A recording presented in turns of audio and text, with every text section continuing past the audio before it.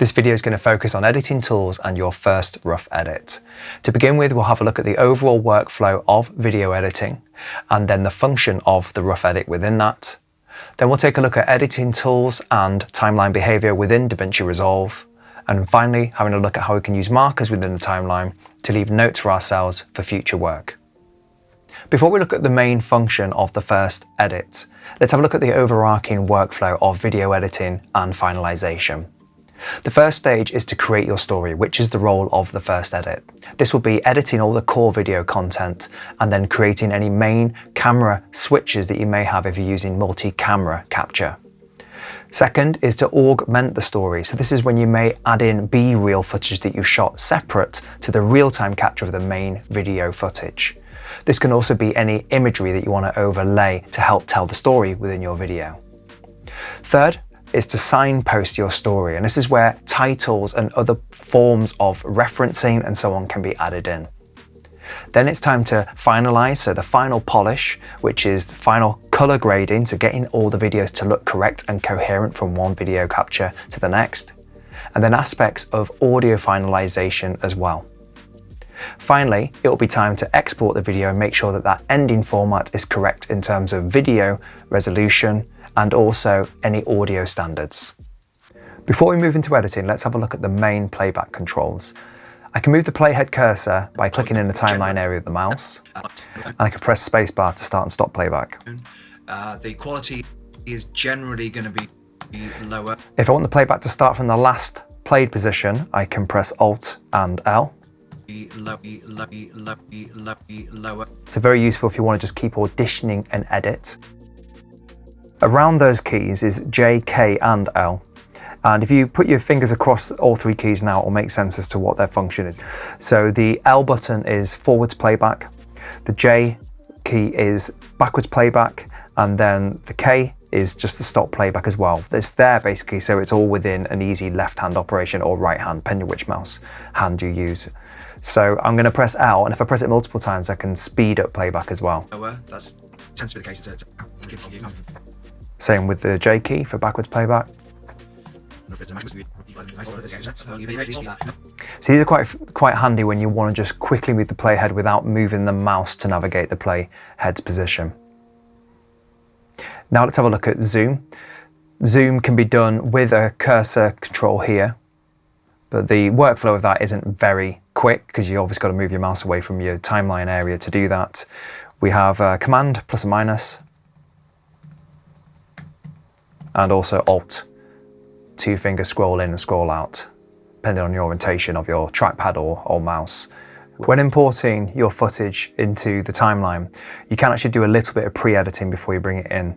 But this is what the cut page is actually intended for, is I find that just editing it in the main timeline works well for me. So I bypass the cut workplace altogether, workspace, and then working in the edit page, what you can do is, let's say this is the video I want to load in. So I'll just double click this and I've made sure that this source view is on.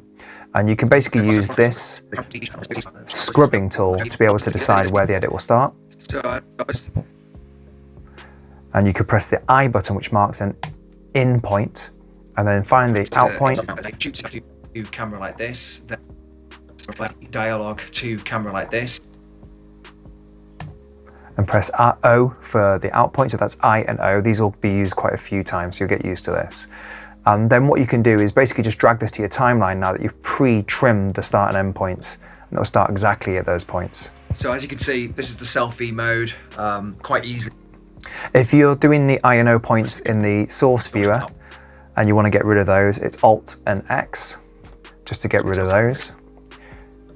And the other thing I want to show you is if I just use Command and minus just to zoom out. Let's say I've got two videos here, but I want to add in another video in between those 2 points. I want to basically insert the time that the new clip will add to the timeline in between these two clips. So I'm just going to grab any random video just for the demonstration purposes.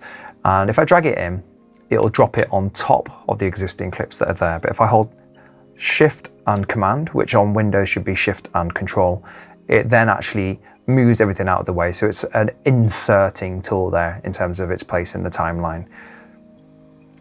So let's move that clip to the right, and then I have a fairly well, I have a fluid movement between the first clip and the second clip, and now I've inserted a third clip in the middle of the two. Now we'll have a look at snapping in terms of the timeline. There's a little magnet icon up here which turns it on and off, but again, clicking above your timeline is not very fast in terms of workflow. Luckily in DaVinci, if you actually just hover over the functions, it does tell you the shortcut key, or you can find it via the menu. So it's the N key for snapping. Now it's quite self-explanatory in terms of why you might want to snap. In this case, I've got a clip that's maybe far away from another. I want to make sure it actually jumps in place. If I press N to disable snap, I'm trying to do that by eye, more or less. So that helps tidy up there. Or it might be that you have some other events that you want to line up with the existing events on your timeline too. So I've already imported another video. One thing to mention is there's an auto select option here, which will come into play a lot when we start doing some specific editing.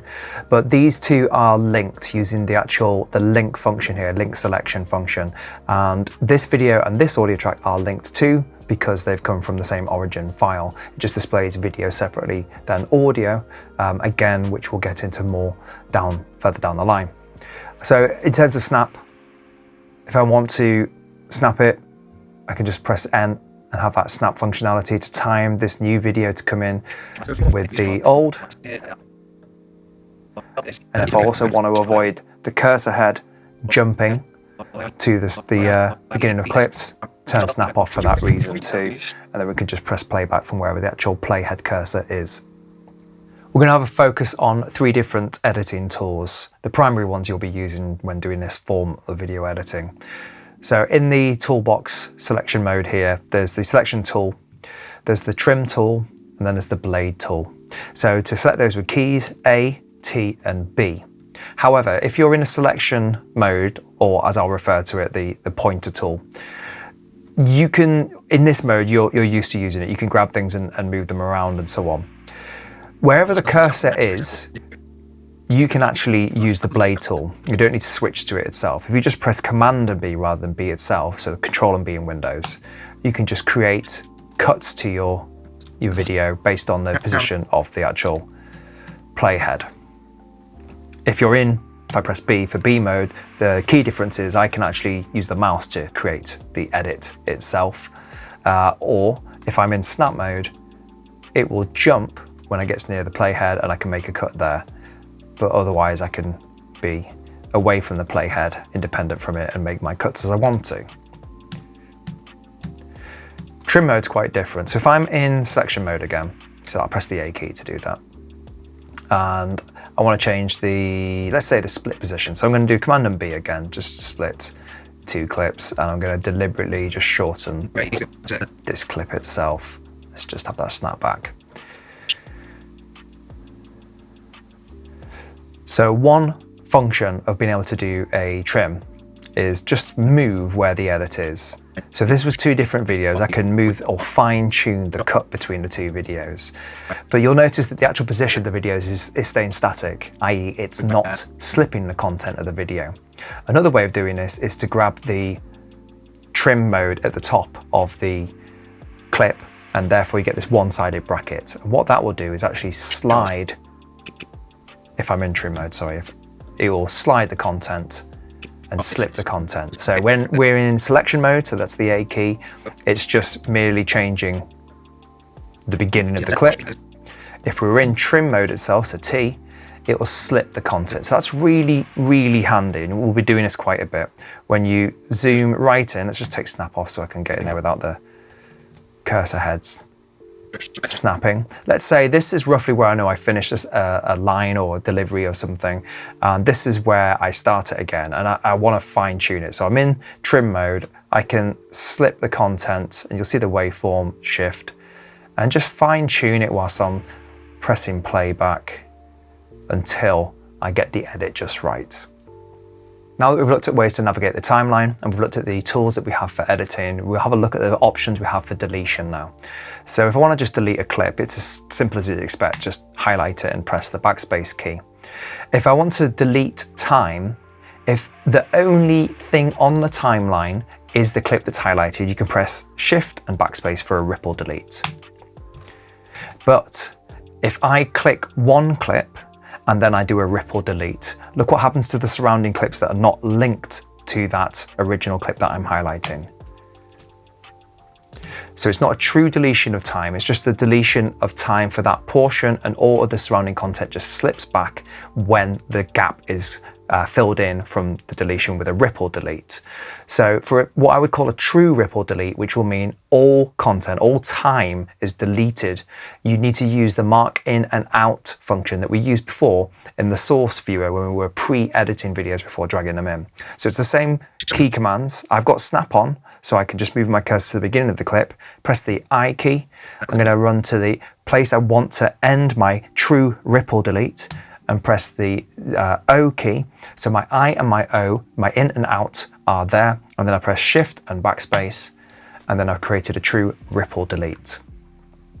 If you do add in an I and an O point, let's just reconfirm the O point, and then you go, actually, I don't want to make a deletion at all. If you want to return your timeline back to normal, it's the same as before again, Alt and X to just disable mark in and out mode.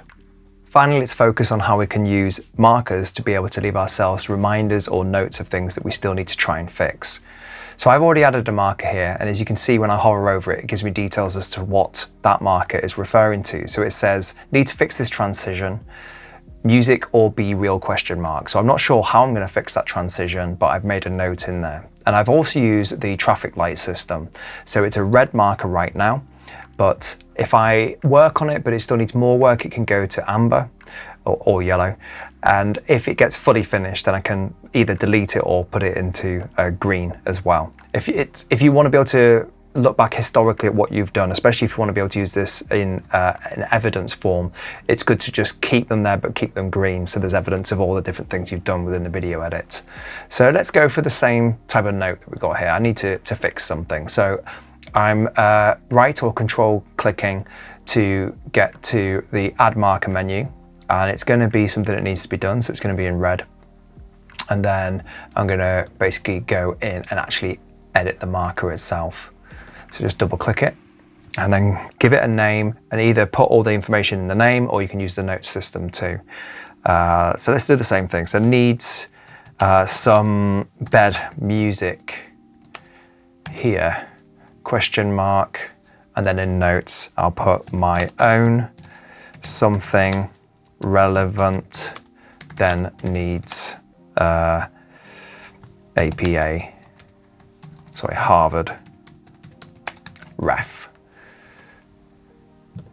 Okay, now if you come along on another day and you want to make sure that your videos are finished, you might see some things here that say, hang on, there's a bad edit here that I've noticed, and so on. And then of course, if that's the case, you can just go in, double click it, and if you complete the job, just set it to green, complete the job, just set it to green. And that's how you can use markers to be able to help yourself leave notes within your timeline for another session of editing.